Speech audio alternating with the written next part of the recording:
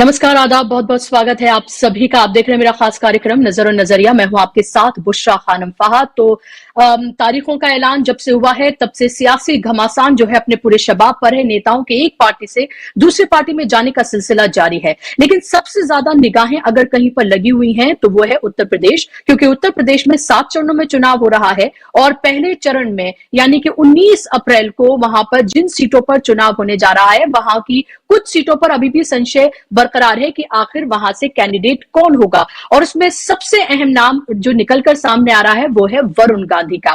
वरुण गांधी को लेकर अखिलेश यादव से जब आज व्यापार मंडल के नेताओं के साथ जब वो मुलाकात कर रहे थे और उनसे जब पूछा गया कि क्या वरुण गांधी को समाजवादी पार्टी टिकट दे सकती है, क्या वो समाजवादी पार्टी में आ सकते हैं, क्या इस बारे में कोई विचार किया जा रहा है, तो अखिलेश यादव ने यहां पर सीधे तौर संकेत दिए और कहा कि संगठन इसका फैसला लेगा। यानी कि इस पर उन्होंने किसी भी तरीके से इनकार नहीं किया। यानी अभी भी पूरी तरीके से ये उम्मीदें बरकरार हैं कि वरुण गांधी जो बीजेपी में रहते हुए भी, जो पीलीभीत से बीजेपी के सांसद हैं, लगातार अपनी पार्टी की नीतियों के खिलाफ, अपनी पार्टी के जरिए दिए गए बयानों के खिलाफ वो लगातार मुखर रहे। जनसभाओं पर हो या फिर सोशल मीडिया पर हो, लगातार वो भारतीय जनता पार्टी की पॉलिसीज, चाहे वो किसानों के खिलाफ हो चाहे युवाओं की बात हो, वो लगातार इस पर मुखर रहे। और तब से ही अटकलें ये तेज थी कि आने वाले लोकसभा चुनाव में क्या वरुण गांधी का पीलीभीत से टिकट कट सकता है। और मैं आपको ये भी बता दूं कि जो पहली लिस्ट भारतीय जनता पार्टी की आई है जिसमें 51 नामों का ऐलान किया गया है उत्तर प्रदेश से, उसमें वरुण गांधी का नाम गायब है। और यही वजह है कि दो अटकलें आई जा रही हैं। क्या वो निर्दलीय लड़ सकते हैं या फिर वो समाजवादी पार्टी का दामन थाम सकते हैं और समाजवादी पार्टी उनको टिकट दे सकती है। इससे पहले मैं आपको बताऊं कि मंगलवार को अखिलेश यादव ने पार्टी के कार्यकर्ताओं से पीलीभीत में मुलाकात की और उनसे एक तरह से राय मशवरा किया। उनसे जानने की कोशिश की कि वरुण गांधी को पीलीभीत से निर्दलीय वो लड़े तब फायदा है या फिर वो समाजवादी पार्टी के टिकट पर लड़ते हैं तब फायदा है। और यानी कि राय मशवरा पूरी तरीके से किया जा रहा है। और तब से अब तक चेंज ये आया है कि आज जब उनसे पूछा गया तो उन्होंने कहा कि इस मामले पर संगठन फैसला लेगा। वहीं दूसरी महत्वपूर्ण बात जो उत्तर प्रदेश से ही आ रही है, आपको पता है कि पहले ये कयास लगाए जा रहे थे कि चंद्रशेखर आजाद नगीना से टिकट उनको मिल सकता है। इंडिया गठबंधन में जिस तरह से कांग्रेस और समाजवादी पार्टी मिलकर उत्तर प्रदेश में लड़ रहे हैं, लेकिन फिर नगीना से जब समाजवादी पार्टी की तरफ से टिकट की घोषणा कर दी गई, कैंडिडेट डिक्लेयर कर दिया गया और अब चंद्रशेखर ने भी कह दिया है कि वो नगीना से ही लड़ेंगे। लेकिन इस सब के बीच ये भी खबर आ रही है कि अभी ये चैप्टर पूरे तरीके से क्लोज नहीं हुआ है, क्योंकि यहां पर मामला ये अटका हुआ था कि समाजवादी पार्टी चाहती थी कि वो उनके सिंबल पर चुनाव लड़े और चंद्रशेखर आजाद चाहते थे कि वो अपने पार्टी के सिंबल पर चुनाव लड़े, और यहीं पर कहानी पूरी तरीके से अटक गई। वैसे भी समाजवादी पार्टी के साथ चंद्रशेखर का खट्टा मीठा रिश्ता रहा ही है। कभी वो दलित विरोधी तक अखिलेश को बता देते हैं तो कभी साथ में मिलकर चुनाव तक लड़ लेते हैं और अपना समर्थन दे देते हैं। एक बार फिर से उम्मीदें जगी थी लेकिन फिर से उम्मीदें खत्म हुई। लेकिन अब फिर से ये सुगबुगाहट है कि हो सकता है कि भले ही समाजवादी पार्टी ने नगीना से अपना कैंडिडेट डिक्लेयर कर दिया हो, लेकिन अभी उम्मीदें पूरी तरीके से खत्म नहीं हुई हैं। पीलीभीत की बात अगर हम करें तो महत्वपूर्ण इसलिए भी पीलीभीत की सीट हो जाती है क्योंकि 19 अप्रैल को जो पहले चरण का चुनाव होने जा रहा है उसमें पीलीभीत की सीट भी आती है। तो क्या तरीके से समीकरण बदले हुए अभी नजर आ रहे हैं, क्योंकि बीजेपी ने एक तरफ 80 में से 80 सीटों का नारा दिया है तो वहीं समाजवादी पार्टी कांग्रेस के साथ मिलकर बेहद कॉन्फिडेंट वो नजर आ रही है और उसका कहना है कि इस बार बीजेपी का सुपड़ा साफ वो उत्तर प्रदेश से कर देंगे। मायावती की भी एंट्री यहां पर कमोबेश होती रहती है, लेकिन अभी उन्होंने अकेले ही चुनाव लड़ने का फैसला किया है। इन तमाम चीजों पर आज हम बात करेंगे। वरुण गांधी का इस पिक्चर में आना कितना महत्वपूर्ण है, कितना बदलाव उनका आना ला सकता है उत्तर प्रदेश की राजनीति में और इस गठबंधन में, इस पर आज हम बात करेंगे। और उस पर बात करने के लिए मेरे साथ खास मेहमान जुड़ गए हैं। जाना माना चेहरा है प्रोफेसर रविकांत हैं। उत्तर प्रदेश की सियासत, देश की सियासत को भली भांति वो जानते हैं, उसकी नब्ज पर उनकी पूरी तरीके से पकड़ है। पॉलिटिकल एनालिस्ट हैं, सोशल एक्टिविस्ट हैं, प्रोफेसर हैं। प्रोफेसर रविकांत जी, बहुत बहुत स्वागत, इस्तकबाल आपका मेरे कार्यक्रम में।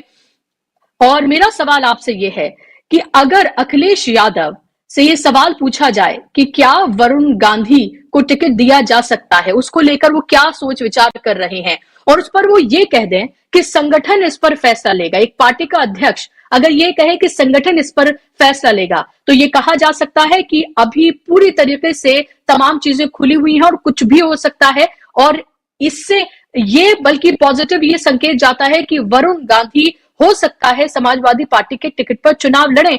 और अमेठी से लड़ने की जो बात कही जा रही थी वो तो मुझे लगता है बेमानी है, क्योंकि पूरी तरीके से लग रहा है कि वो लड़ेंगे तो पीलीभीत से ही। हाँ, निश्चित रूप से बुशरा जी, एक तो पहली बात यह है कि वरुण गांधी बीजेपी से चुनाव नहीं लड़ सकते, बीजेपी उनको टिकट भी नहीं देगी, क्योंकि जिस तरह से वो सरकार की गलत नीतियों के खिलाफ हमलावर रहे हैं, मुझे लगता है कि जिस तरह से विपक्ष को भूमिका अदा करनी चाहिए थी वैसे वो भूमिका अदा कर रहे हैं। तो इस वजह से बीजेपी उनको टिकट देगी नहीं, और नरेंद्र मोदी अमित शाह की जो राजनीति है वो रत्ती भर भी एक आलोचना को नहीं पसंद करती। ऐसे में वरुण गांधी को सहन करना कतई नहीं लगता है कि वो उनको टिकट दे। नंबर दो, वरुण गांधी और अखिलेश यादव के बीच काफी लंबे समय से संपर्क है, और इसके कयास काफी पहले से लगाए जा रहे थे कि वरुण गांधी समाजवादी पार्टी के साथ चुनाव लड़ सकते हैं।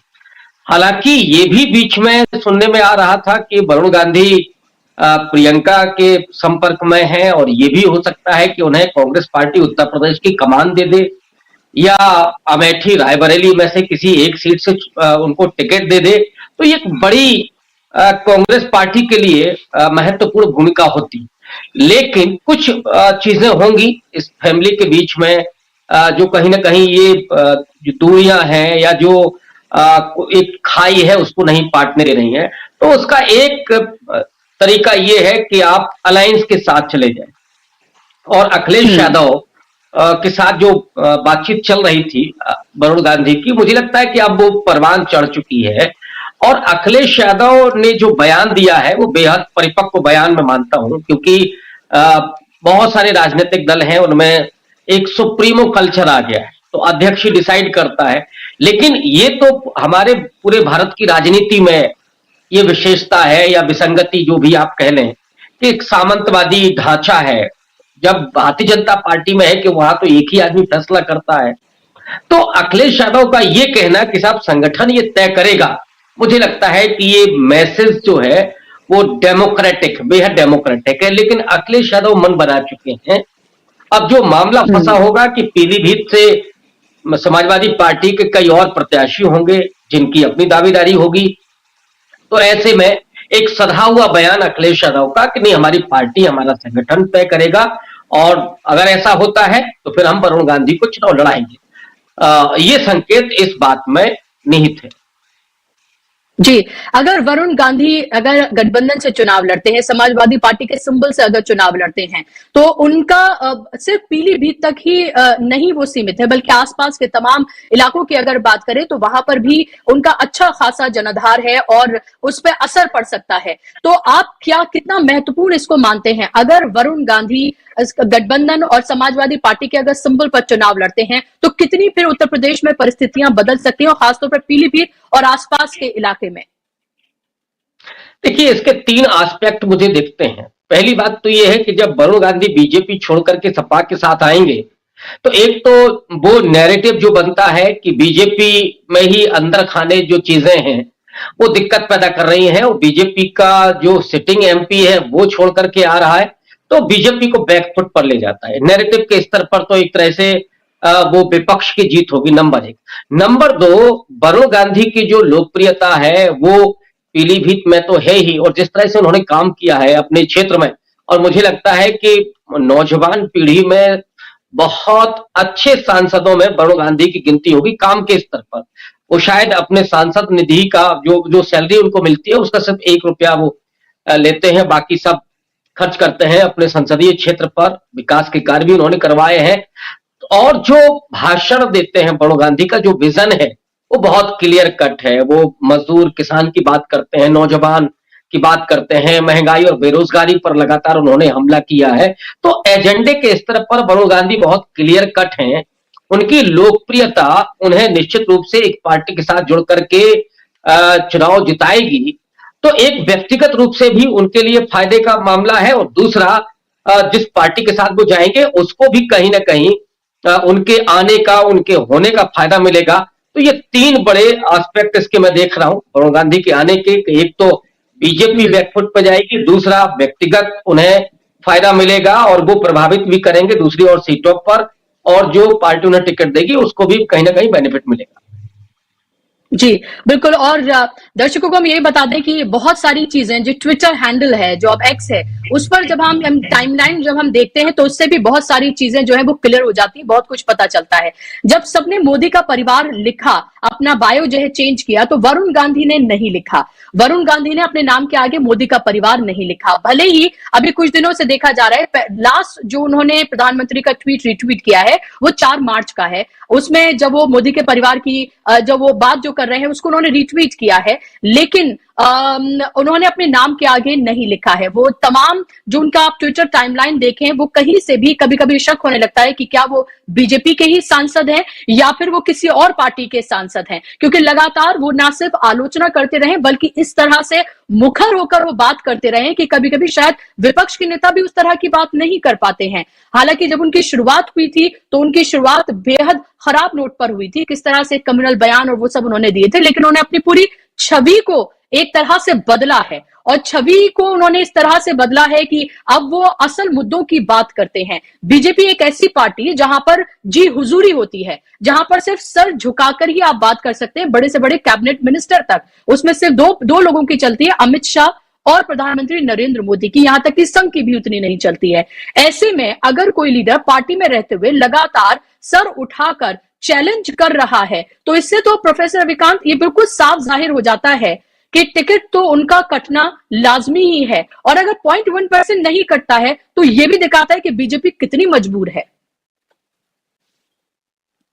ही बिना पर उन्हें टिकट मिल सकता है, वो है विनेबिलिटी फैक्टर। और जहां पे पीलीभीत में बीजेपी का कोई भी कैंडिडेट ऐसा ना हो कि जो चुनाव जिता सकते, और मोदी जी इस समय एक एक सीट पर ध्यान केंद्रित कर रहे हैं। नारा तो 370 पार 400 पार है, लेकिन असल में 220 पर आकर के बीजेपी की गाड़ी अटक रही है। चाहे आप बिहार में देख लें, महाराष्ट्र में देख लें, कर्नाटक में देख लें, बंगाल में आप देख लें, झारखंड में देख लें, ये तमाम ऐसे राज्य हैं जहां पर बीजेपी, महाराष्ट्र उसमें जोड़े, तो जो उसका परफॉर्मेंस था उससे करीब 50% पर आ रहे हैं। तो आधी सीटें इन बड़े राज्यों में खो देना, तो उसकी भरपाई आप कहां से करेंगे? ऐसे में वो एक एक सीट को बचाना चाहते हैं। वरुण गांधी के अलावा अगर कोई विकल्प नहीं होगा बीजेपी के पास, तो जाहिर तौर पर खामोशी से वरुण गांधी को टिकट दे दिया जाएगा। लेकिन सवाल ये भी है कि वरुण गांधी क्या उसके लिए तैयार होंगे? मुझे लगता है कि एक डाउट ये भी है। और दूसरा कि वरुण गांधी जिस तरह से लगातार सक्रिय रहे, वो आपने बड़ा अच्छा जिक्र किया कि जहां से उनकी राजनीतिक शुरुआत हुई थी वो कम्युनल उन्होंने बयान दिया था, लेकिन मुझे लगता है कि उसके बाद उस समय बड़े नौजवान भी थे और भारतीय जनता पार्टी के साथ आने का उन्हें कहीं ना कहीं परिचय भी देना था कि नहीं साहब, हम प्रतिबद्ध हैं आपके प्रति, आपकी आइडियोलॉजी के प्रति। तो उससे उन्होंने पीछा छुड़ाया है, माफी भी मांगी है, और अब जिस तरह से वो किसानों मजदूरों की बात करते हैं, नौजवानों की बात करते हैं, महंगाई और बेरोजगारी पर बात करते हैं, वो उन्हें एक नया किरदार, एक नया नेतृत्व के रूप में दिखाता है। और तीसरी बात, बुशरा जी, आप जो कह रहे हैं कि वो आलोचना जो कर रहे हैं, तो ऐसे लग रहा है कि जैसे कोई विपक्ष का भी व्यक्ति ऐसे नहीं करता। ये नरेंद्र मोदी की भाजपा में, वरना भारत की राजनीति में तो ये रहा है कि आप पार्टी में हो, आप गृह मंत्री हो, तो भी आप प्रधानमंत्री की आलोचना कर सकते हैं। और ये नेहरू से लेकर के, और मुझे लगता है कि मनमोहन सिंह तक के कार्यकाल को आप देखें तो पार्टी के भीतर के ही लोगों ने कई बार ऐतराज किया है नीतियों को लेकर के। ये परिपाटी तो अभी की है, नई है, कि जहां एक महामानव है और वो जो कह देंगे वही, वो अगर दिन को रात कहें तो रात आपको कहना पड़ेगा। तो अब अगर उन्होंने मोदी का परिवार है तो आपको लिखना पड़ेगा। तो ये मुझे लगता है कि डेमोक्रेटिक एक रवायत है जिसको वरुण गांधी ने उसका पालन किया है। हाँ, जो लोग उसी में डूब जा रहे हैं तो वो डेमोक्रेटिक नहीं है, वो एक बादशाह या ये कहे एक तानाशाह की हुकूमत में सिर्फ मोहरे के रूप में काम कर रहे हैं, वो नेता तो कतई। जी, क्या आप इस बात से कुछ अग्री करते हैं? क्या अमेठी से किसी तरह की कोई उम्मीद है या फिर ये सिर्फ कोरी अफवाहें हैं? अमेठी से तो वरुण गांधी को टिकट नहीं, मुझे कोई उम्मीद नहीं है। हाँ, रायबरेली से एक बार अगर चर्चा हो तो मैं मान सकता हूं, क्योंकि अमेठी राहुल गांधी की सीट है। उस पे या तो खुद राहुल गांधी आएंगे, अभी राहुल गांधी की तरफ से कोई इस तरह का इनकार का भी नहीं आया है, तो उसमें मुझे लगता है राहुल गांधी ही रहेंगे। और अगर राहुल गांधी नहीं आते हैं तो फिर कोई और बड़ा कद्दावर नेता आ सकता है। वरुण गांधी का भी बड़ा कद है, लेकिन मुझे लगता है कि वरुण गांधी को ला करके वो परसेप्शन नहीं कांग्रेस बनाने देना चाहती कि ये कहा जाए कि देखिए कांग्रेस ने राहुल को फेल कर दिया, वरुण के सहारे कांग्रेस पार्टी चल रही है। ये नैरेटिव वो नहीं देना चाहिए, भले ही कितनी ही सदाशयता क्यों ना हो या कांग्रेस पार्टी चाहे भले ही, लेकिन चाह करके भी वो अमेठी से चुनाव उनको नहीं लड़ा सकते, क्योंकि बीजेपी फिर बहुत गलत गलत नैरेटिव चलाएगी। जी, यहाँ पर बात मैं चंद्रशेखर आजाद की भी करना चाहूंगी, क्योंकि उनको लेकर भी बहुत चर्चाएं हैं। पहले लगा कि वो इस गठबंधन का हिस्सा हैं और नगीना से उनको टिकट मिल जाएगा, नगीना से वो लड़ेंगे, क्योंकि अगर चंद्रशेखर आजाद की हम बात करते हैं तो उनका वर्चस्व जो है वो पश्चिमी उत्तर प्रदेश के कुछ पॉकेट्स में उनका है, युवाओं में उनका क्रेज है, इसको इनकार नहीं किया जा सकता है। लेकिन फिर उसके बाद नगीना से उनका टिकट कट जाना और उसके बाद नगीना से समाजवादी पार्टी ने अपना कैंडिडेट उतार दिया है। अब यह खबर ये थी कि समाजवादी पार्टी चाहती थी कि वो उनके चुनाव चिन्ह पर चुनाव लड़े, लेकिन चंद्रशेखर चाहते थे कि वो अपने ही चुनाव चिन्ह पर चुनाव लड़े, क्योंकि उनको एक ही सीट मिल रही है। अभी उन्होंने कैंडिडेट डिक्लेयर कर दिया है और चंद्रशेखर आजाद ने भी कह दिया है कि वो भी नगीना से लड़ने के लिए जा रहे हैं।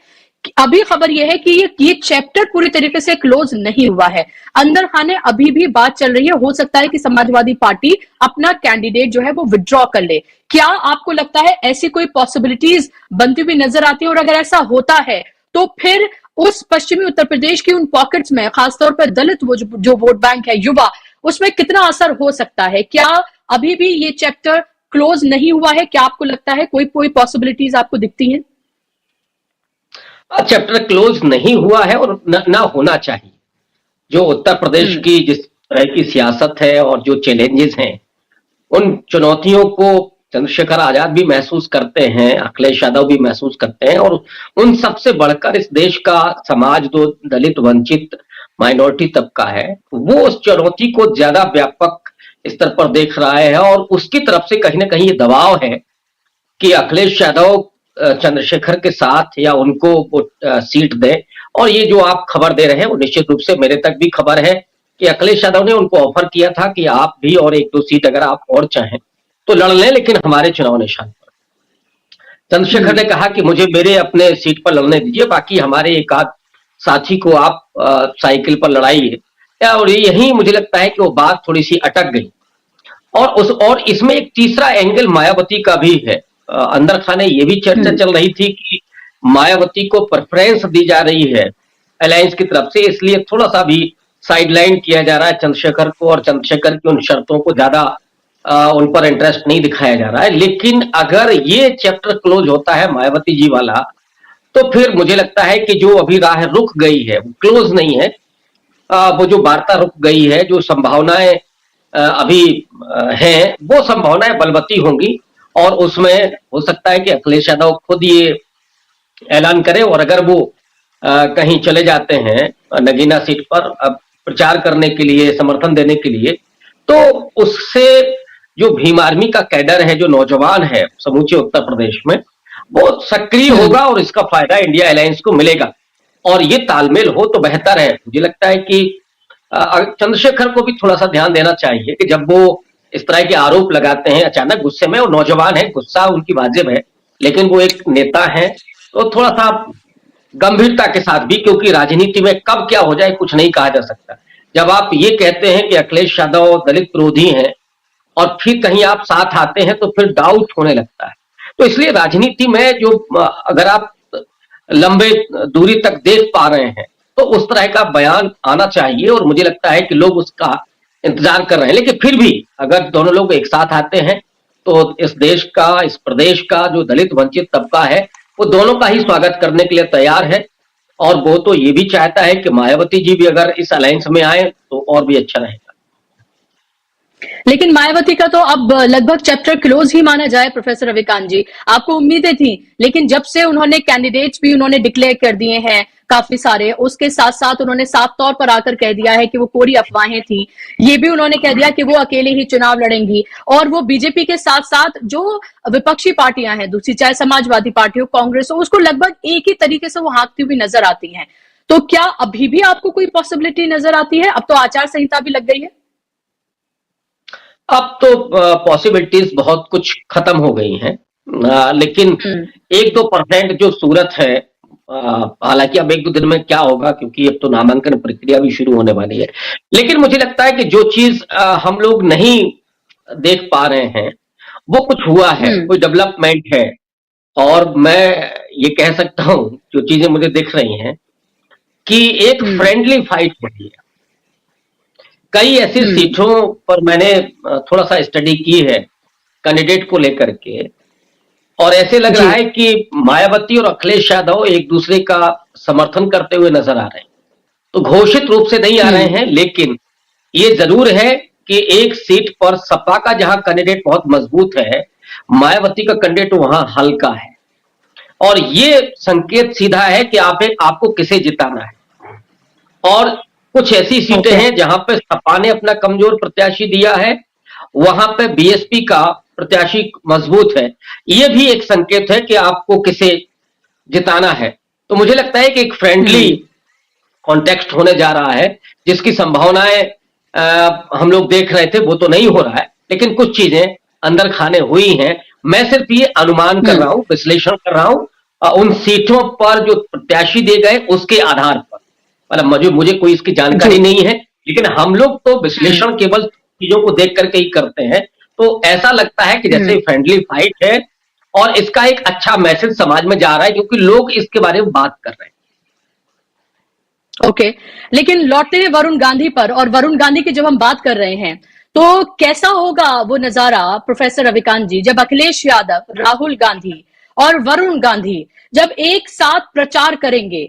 अगर ये कंफर्म हो जाता है कि समाजवादी पार्टी से उनको अगर टिकट मिल रहा है, गठबंधन पीलीभीत सीट पर वरुण गांधी को उतार रहा है और समाजवादी पार्टी के सिंबल पर वो चुनाव लड़ने जा रहे हैं, 3 युवा, ऐसे युवा जिनका, राहुल गांधी जिनका पूरे देश में क्रेज है, अखिलेश यादव जो उत्तर प्रदेश में जिनके युवाओं में क्रेज है, वरुण गांधी जो एक पर्टिकुलर पॉकेट में हम ये देख रहे हैं कि लोग उन्हें, युवा उन्हें बहुत पसंद करते हैं पीलीभीत और आसपास के एरिया में।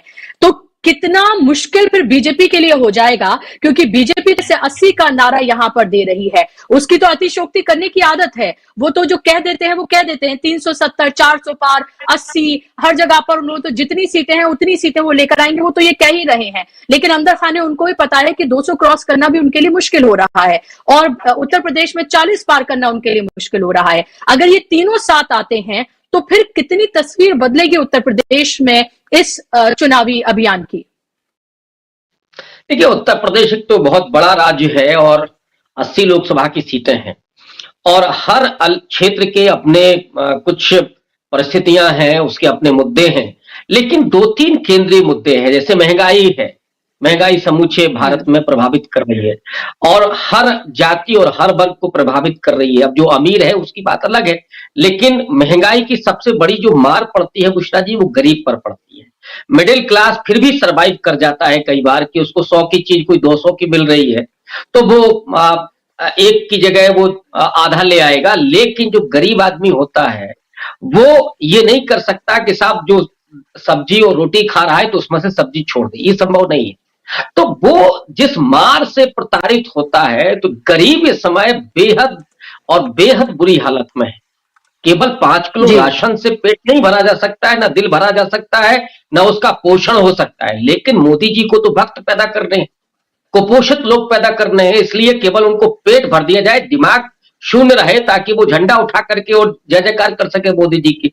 तो वो परिस्थितियां ये पैदा करना चाहते हैं। लेकिन ये जो उत्तर प्रदेश की जमीन है वो मानवर कांशीराम की जमीन रही है। मुलायम सिंह और कांशीराम जी का एक लंबा समय है, 3 दशक का, जिन्होंने उत्तर प्रदेश की राजनीति में एक नई ऊर्जा, एक नई तासीर, एक नई वैचारिकी पैदा की थी। और वो भले ही सत्ता में बीजेपी आ गई हो, लेकिन जैसे ही ये चीजें दुरुस्त होती हुई दिखेंगी, राहुल गांधी, आपने बिल्कुल ठीक कहा कि पूरे देश में एक क्रेज, और वो राहुल गांधी जो आज नफरत और हिंसा के मुकाबले प्रेम और स्नेह का संदेश लेकर के सामने आते हैं। जो अन्याय हो रहे हैं, वो अन्याय चाहे उत्पीड़न का हो, चाहे नौकरियों का हो, शिक्षा का हो, स्वास्थ्य का हो, उस अन्याय के खिलाफ राहुल गांधी खड़े हो रहे हैं। तो एक नए राहुल गांधी के रूप में पूरे देश ने देखा उनको। और इधर अखिलेश यादव जो उम्मीद का एक केंद्र है उत्तर प्रदेश में, और वरुण गांधी जो एक सशक्त आवाज है, एक बहुत समझी और सुलझी हुई भाषा है वरुण गांधी की, और एक सधा हुआ एक संजय गांधी के बेटे के रूप में उनकी पहचान तो है ही। और कई बार ये लगता है कि जो दादी इंदिरा गांधी की भाषा है वो वरुण गांधी की भाषा बनती है। तो एक आप कहेंगे बेहतरीन कोकटेल पैदा होता है।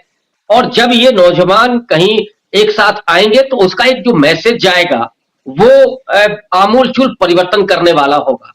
और मुझे लगता है कि एक नहीं, वो कई सीटों पर, दर्जनों सीटों पर एक बड़ा प्रभाव डालने में कामयाब हो सकता है। और फिर बीजेपी जो 80-400 की बात करती है, असल में उसके पैरों के नीचे की जमीन खिसक रही है, और उसको बचाने के लिए वो इस तरह का प्रोपेगेंडा कर रही है। और मुझे लगता है वो प्रोपेगेंडा कामयाब नहीं होगा इस बार।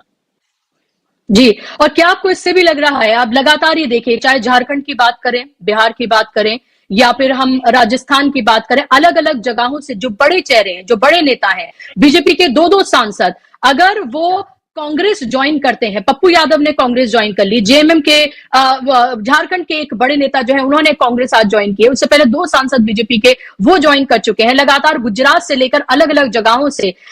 ऐसे वक्त में जब ये कहा जा रहा है कि अजय हैं नरेंद्र मोदी, उनको कोई हरा नहीं सकता है, उनकी टक्कर पर कौन है, इस तरह के तमाम जो प्रचंड जो हैं, जो गढ़े जा रहे हैं, जो इस तरह की बोगस बातें करी जा रही हैं, इस तरह का एनालिसिस जो है एक टीवी मीडिया की तरफ से जो किया जा रहा है, ऐसे वक्त में अगर बड़े चेहरे, बड़े नेता अगर कांग्रेस को ज्वाइन करें, तो कहीं ना कहीं क्या ये इशारा नहीं करता है कि जो टीवी चैनल नहीं देख पा रहे हैं या देखना नहीं चाहते हैं, वो एक अंडर करंट, वो नेता, वो तमाम जो जड़ों से जुड़े हुए हैं वो देख पा रहे हैं। इसीलिए लगातार इलेक्शन से पहले नेताओं का कांग्रेस ज्वाइन करने का सिलसिला लगातार जारी है, ऐसे वक्त में जब उनको पता है ईडी, सीबीआई, आईटी कभी भी उनके घर पर पहुंच सकती है अगर कुछ भी वो बीजेपी से इतर करते हैं तो। डेफिनेटली बुशरा जी, ये जो मोदी मीडिया की आप बात करें, इनके आंखों पर मोदी नाम की पट्टी है और पीछे उनके अपने आकाओं का चाबुक है, तो वो वही बोलते हैं जो उनसे कहा जाता है। रही बात इसकी कि जो यहाँ से 400 पार, 80 पार, ये सब जो बातें हो रही हैं, वो असल में लोगों की आंखों में धूल झोंकने की कोशिश है। और मोदी के विकल्प के रूप में कौन होगा, ये सारी चीजें आ रही हैं, लेकिन एक भी नैरेटिव मोदी का कामयाब नहीं हो रहा। चाहे वो राम मंदिर का इशू रहा हो, फिर परिवारवाद पर हमला हो, भ्रष्टाचार पर आपने किया तो इलेक्टोरल बॉन्ड वाली पूरी रिपोर्ट ने एक्सपोज कर दिया है नरेंद्र मोदी की उस पूरे व्यक्तित्व को, पूरी उनकी सियासत को। और इधर जो चीजें सामने आ रही हैं, विपक्ष जिस तरह से एकजुट हो रहा है, और हरियाणा से लेकर के कई और दूसरे राज्यों में कांग्रेस पार्टी के प्रति यार रुझान जो बढ़ रहा है, राहुल गांधी का जो क्रेज बढ़ा, उनकी जो असली छवि लोगों के सामने आई, उसने विपक्ष को मजबूत किया और नरेंद्र मोदी के लिए मुश्किलें पैदा की। तो ये, और इधर किसान आंदोलन चल रहा है, जाट पहलवानों का मसला था, तो हरियाणा में आप बहुत बुरी तरीके से मात खाने जा रहे हैं। राजस्थान की कुछ बेल्ट में जहां जाट है वहां पे आपको मुश्किल आ रही है, उसके लिए आप जयंत चौधरी को लेकर के जाते हैं, लेकिन जयंत चौधरी खुद ही कमजोर विकेट पर आ गए ये समझौता करके। तो क्या मोदी जी को ये सामने जो दिख रहा है वो ऐसे तो स्वीकार नहीं कर सकते, वो जिस तरह का किरदार है, वो अपने जीवन में जिस तरह से उन्होंने सियासत की है, लेकिन लोगों को भ्रमित करने के लिए कोई भी एक इशू मिलेगा। जैसे इस समय अभी ट्विटर पर चल रहा है उत्तर प्रदेश के बदायूं का एक मामला, जिसमें एक अपराध हुआ है लेकिन उसे धार्मिक रंग दिया जा रहा है। सच्चाई ये है कि कोई 2 लोगों ने किसी की हत्या की, ये एक अपराध है, उनको पकड़ करके जेल में डाला जाना चाहिए, लेकिन एक एनकाउंटर होता है, और उत्तर प्रदेश में जैसे एनकाउंटर हुए हैं, सवालों के घेरे में है, वो हम सब जानते हैं। तो ये जो परिस्थितियां हैं कि चुनाव किस तरीके से हिंदू मुस्लिम किया जाए, लेकिन अब वो कार्ड नहीं चल रहा है, क्योंकि आपने हिंदू के नाम पर दलितों, पिछड़ों और आदिवासियों का जिस तरह से अधिकारों का हनन किया, आरक्षण आपने लगभग खत्म कर दिया, उनके बच्चों की पढ़ाई लिखाई सब आपने खत्म कर दी, उन्हें केवल आप झंडा ढोने वाले गुलाम में तब्दील कर दिया आपने। तो ये क्या देश नहीं देख रहा है, ये कि वो बहुसंख्यक तबका नहीं देख रहा है कि आप हिंदू के नाम पर दलितों, पिछड़ों, आदिवासियों पर गुलामी लादना चाहते हैं, और इसीलिए ये कार्ड भी नहीं चल रहा है। इसी वजह से ये सारा प्रोपेगेंडा चल रहा है बुशरा जी, और मुझे लगता है कि प्रोपेगेंडा इस बार बुरी तरीके से फेल होने जा रहा है। जी, रविकांत जी, ये कहने की जरूरत नहीं है कि जब भी बीजेपी नर्वस होती है या बीजेपी को अपने सामने हार दिखती हुई नजर आती है, उसको लग रहा होता है कि जो उसने बड़ी बड़ी बातें कर दी हैं कि इतने नंबर आ रहे हैं, इतनी सीटें आ रही हैं, वो पॉसिबल नहीं होता, तो वो पूरी तरीके से अपने एक तरह से बेशर्मी पे वो उतर जाती है और वो तमाम सांप्रदायिक कार्ड वो खेलती है जो शायद इससे पहले देखने के लिए ना मिले हो। हमने चाहे 5 राज्यों के चुनाव हो, तब हमने देखा कि प्रधानमंत्री ने कैसे कन्हैया लाल से लेके सबका मुद्दा उठाया राजस्थान में, और पूरे हमने देखा कि अलग अलग राज्यों में जाकर उसका मुद्दा उठाया। अभी आप ये देखिए कि कर्नाटका का एक मामला, उसको किस तरह से एक सांप्रदायिक टूल दिया जा रहा है अपने अपने जो है सांसद के जरिए। दूसरी आप ये देखिए कि अभी आपने बदायूं का जिक्र किया, इसी तरीके से साउथ के राज्यों से भी कुछ और अलग अलग जगहों से खबरें आ रही हैं। तो लग रहा है कि जब उनको लग रहा है कि उनकी तमाम चीजें, चाहे राम मंदिर का कार्ड हो या अलग अलग चीजों, वो काम करती हुई नजर नहीं आ रही हैं, नरेंद्र मोदी का मैजिक भी पूरी तरीके से इन 10 सालों में फीका हो गया है, तो वो फिर से अपने उसी ध्रुवीकरण और सांप्रदायिक कार्ड पर उतरती हुई नजर आ रही है। लेकिन क्या काट की हांडी एक बार फिर से चढ़ेगी? क्योंकि राम मंदिर का मुद्दा तो कहीं एक तरह से ठंडे बस्ती में चला गया, उसकी बात तो अब कर भी नहीं रहे हैं प्रधानमंत्री कहीं पर भी। नहीं, वो चला ही नहीं है, और इस देश में सारे धर्म के लोग, जो भी उनकी आस्था है, वो व्यक्तिगत मसला है, संविधान भी कहता है। हिंदू पहले भी आस्थावादी थे, आज भी आस्थावादी है, लेकिन वो भाजपाई हिंदू पहले नहीं थे, जिसको बनाने की कोशिश हो रही थी। तो ये मुद्दा भी उनका ढाक के 3 पात में तब्दील हो गया। इधर जो ये कर रहे हैं, लेकिन यही गोदी मीडिया जिसमें वो लोग बैठे हुए हैं जो हिंदुत्ववादी हैं, अपर कास्ट माइंड सेट के हैं, जिनको रामपुर नहीं दिखाई पड़ता, जिन्हें कानपुर नहीं दिखाई पड़ता, दलितों के इश्यू पर वो नहीं खड़े होते हैं, लेकिन यहां पर वो इस कार्ड को खेलने के लिए और अपने आका को खुश करने के लिए, वो नैरेटिव बनाने के लिए खड़े हो जाते हैं। लेकिन इतने 10 साल में उत्तर प्रदेश में हो या बिहार में हो, लोगों ने इस बात को समझ लिया है कि दलितों, पिछड़ों और आदिवासियों के अधिकारों को हनन करने के लिए, उनके शिक्षा, उनकी नौकरियां, उनके अवसर छीनने के लिए आप एक मुस्लिम कार्ड खेलते हैं। ये सबको समझ में आ गया है। ये एक केवल अपराध है, और उस अपराध की सजा अपराधी को मिलनी चाहिए, इससे तो कोई इनकार नहीं करेगा। और ये वो अपराधी रामपुर वाले भी थे, वो अपराधी कानपुर वाले भी थे, अपराधी वो भी हैं जो घोड़े पर नहीं बैठने देते हैं दूल्हा को, और ऊना के अपराधी कहां गए? तो ये जो जब आप कहते हैं कि नहीं साहब ये तो मुस्लिम, इसलिए मुझे लगता है कि इस चीज को लोगों ने समझ लिया है कि ये करते क्या है, डराते हैं, नफरत पैदा करते हैं। और राहुल गांधी ने जिस बात को कहा कि अन्याय हो रहा है, इसलिए लोग वो डर और नफरत में जीते हैं। अब जब एक उम्मीद दिखाई पड़ रही है विपक्ष के माध्यम से, राहुल गांधी के माध्यम से, तो उस समय लोग भ्रमित नहीं हो रहे हैं। और यही इनकी मुसीबत है, यही इनका कष्ट है, यही इनका दुख है कि लोग बट क्यों नहीं रहे, लोग सीधे खड़े। तो अपने लोगों के जरिए प्रोपेगेंडा करते हैं, लेकिन लोग शांत हैं, वो जानते हैं कि भाई एक अपराध है, और अपराध को जब अपराधियों को पकड़ लिया गया है, फैसला न्यायपालिका करेगी। तो आप कौन होते हैं, हम कौन होते हैं उसमें? हाँ, अगर अपराधी नहीं पकड़े जाते तो सवाल तो ये भाई कानून व्यवस्था का है, ऐसे क्यों हो रहा है? तो ये इसको बजाय जंगल राज के आप हिंदू मुसलमान कार्ड खेल रहे हैं। यही अगर काम बिहार में लालू प्रसाद यादव के समय हुआ तो जंगल राज हो गया, ये अखिलेश यादव के समय हो गया तो जंगल राज हो गया। आज जंगल राज नहीं है, ये प्रोपेगेंडा लोग समझ रहे हैं। बिल्कुल। और इसीलिए विपक्ष इस पूरे मामले को सीधे तौर पर घेरता हुआ नजर आ रहा है। कांग्रेस हो चाहे समाजवादी पार्टी, वो सीधे तौर पर सवाल उठा रहे हैं कि जंगल राज नहीं है तो फिर क्या है? अगर कानून का डर नहीं है, अगर आप धर्म का कार्ड यहां से हटा दें जिसको भुनाने की कोशिश की जा रही है, तो एक सीधा अपराध का मामला है और अपराध के इस मामले में इसकी पूरी तफ्तीश होनी चाहिए। और उस लड़के का एनकाउंटर भी हो गया, तमाम चीजें पूरी तरीके से सामने हैं। लेकिन सवाल आखिरी मेरा आपसे यह है कि 7 चरणों में अगर उत्तर प्रदेश में चुनाव हो रहे हैं, तो क्या इसके अंदर भी कोई खेल किया जा सकता है? लोगों को इस बात का भी डर है, क्योंकि जब जब लंबे चरणों में चुनाव हुए हैं, जिन जिन राज्यों में हुए हैं, जब जब हुए हैं, तब तब बीजेपी को फायदा हुआ है। तो ऐसे में लोगों को डर है कि क्या एक लंबी प्रक्रिया पूरी चलेगी, एक पहले चरण से शुरू होकर उत्तर प्रदेश आखिरी चरण तक रहेगा। तो ऐसे में क्या कोई अंदर खाने खेल किया जा सकता है, जिसको लगातार ईवीएम को लेकर भी सवाल उठते रहे हैं? देखिए बुशरा जी, मेरे पास तो कोई प्रमाण उस तरह के नहीं है, लेकिन जब विपक्ष भी कह रहा है और बहुत सारे टेक्नीशियन लोग हैं वो जब कह रहे हैं, तो फिर ये डाउट बनता है। और इसकी जिम्मेदारी चुनाव आयोग पर थी कि वो डाउट्स को क्लियर करे, लेकिन चुनाव आयोग तो लग रहा कि एक पार्टी की तरह बात कर रहा था। वो जो चीफ इलेक्शन कमिश्नर थे, वो जिस तरह से बात कर रहे थे, तो वो ऐसे लग रहा था कि आप तो एक पार्टी के प्रवक्ता की तरह बात कर रहे हैं। तो मुझे लगता है कि चुनाव आयोग की निष्पक्षता पर एक बड़ा सवाल है। तो ऐसे में किसी भी लोकतंत्र में नागरिकों के डाउट होना, खास करके मतदान की प्रक्रिया पर, वो एक तरह से लोकतंत्र को कमजोर करना है। और लोकतंत्र को मजबूत बनाए रखने के लिए चुनाव आयोग को, सुप्रीम कोर्ट को और सरकार को, तीनों को, और साथ ही साथ जो खबर पालिका है, जो मीडिया है, उसको भी इस पर बात करनी चाहिए और आश्वस्त करना चाहिए देश के नागरिकों को कि नहीं साहब, कोई भी गड़बड़ी नहीं होगी, उनके मतदान का मूल्य सुरक्षित होगा। और मुझे लगता है कि ये लोकतंत्र के लिए जरूरी है।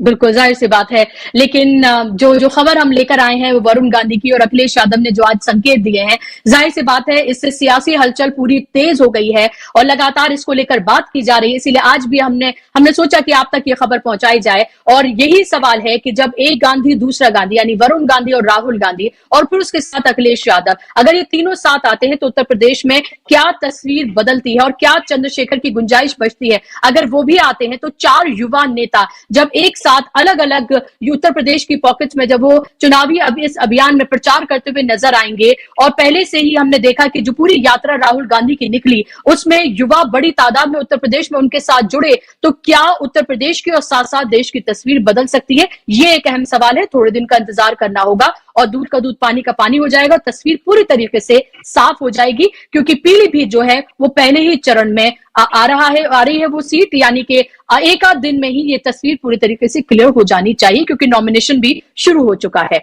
बहुत शुक्रिया प्रोफेसर रविकांत जी इस कार्यक्रम का हिस्सा बनने के लिए, वक्त देने के लिए। शुक्रिया आप तमाम दर्शकों का भी कार्यक्रम का हिस्सा बनने के लिए। आज के कार्यक्रम में बस इतना ही। नमस्कार।